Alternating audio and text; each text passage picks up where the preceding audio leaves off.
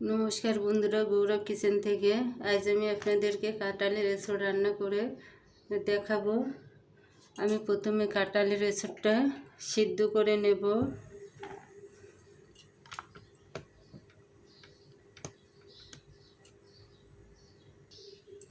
আমি একটা পাতিলে জল দিয়েছি, এখন এঁচড়গুলো দিয়ে দেব।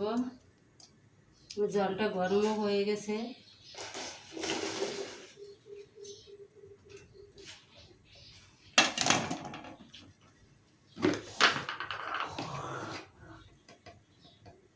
একটু হলুদ গুঁড়ি,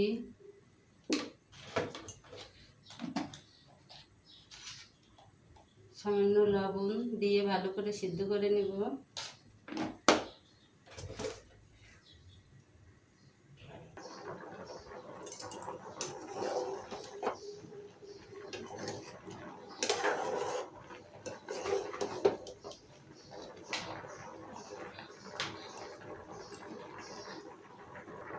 বন্ধুরা দেখুন, আমার কাঁঠালের এঁচড়গুলো ভাবানো হয়ে গেছে, এখন আমি নামিয়ে নেব।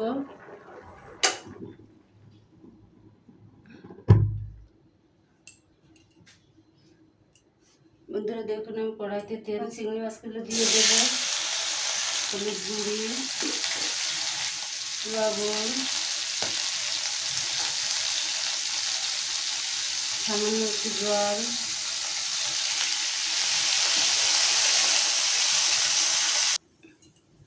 কাঁচা ঝাল দিয়ে ভালো করে ভেজে নেব।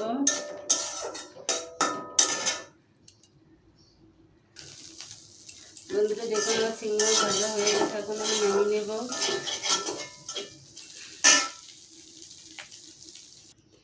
বন্ধুরা দেখুন, আমার তেলটা গরম হয়ে গেছে, এখন আমি গোটা শুকনো জ্বালা জিরা দিয়ে দেব। কিছু গরম মশলা দিয়ে দেব, পেঁয়াজ কুচি, পেঁয়াজটা একটু ভেজে নিয়েছি, এখন আদা বাটা দিয়ে দেব। বাটা আর জিরা গোলমরিচ বাটাটা দিয়ে দেব। হলুদ গুঁড়ি,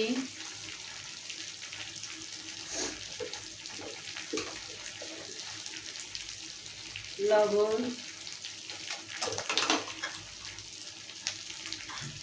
কাঁচা ঝাল। এখন মশলাটা ভালো করে কষিয়ে নেওয়ার জন্য একটু জল দেবো। বন্ধুরা দেখুন, আমার মশলাটা ভালো করে কষানো হয়ে গেছে আর মশলা থেকে তেলও ছেড়ে দিয়েছে। এখন চিংড়ি মাছগুলো দিয়ে দেবো।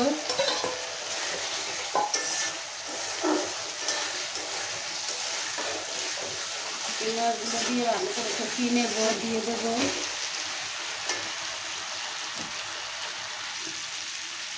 চিংড়ি মাছ আর মশলার সাথে কাঁঠালের এসবটা ভালো করে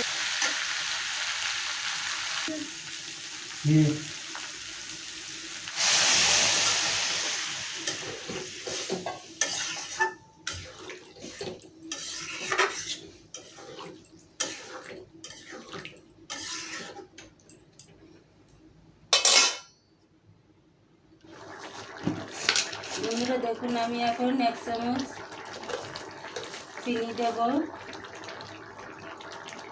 বন্ধুরা, আমার এই রেসিপিটি যদি আপনাদের কাছে ভালো লেগে থাকে, প্লিজ আমাকে লাইক, কমেন্ট এবং শেয়ার করবেন। আর পাশে বেল আইকনটি চাপ দেবেন। আর যারা আমার চ্যানেলের নতুন সদস্য, প্লিজ আমার চ্যানেলটিকে সাবস্ক্রাইব করবেন।